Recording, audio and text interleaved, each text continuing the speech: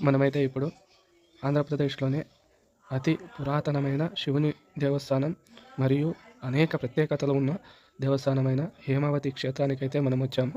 ఇది ఈ క్షేత్రం సత్యసాయి జిల్లా అమరాపురం మండలంలో ఉంటూ గుడిబండ మండలానికి అతి దగ్గరగా ఉంటుంది.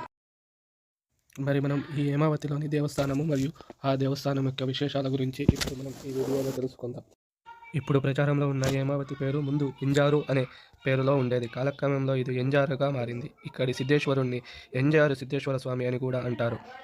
ఎంజారు అంటే బంగారం లాంటి ప్రదేశమని, ఇక్కడ బంగారు వర్షం కురిసేదని, అందుకే ఈ ఊరికి హేమావతి అని పేరు వచ్చిందని అంటారు.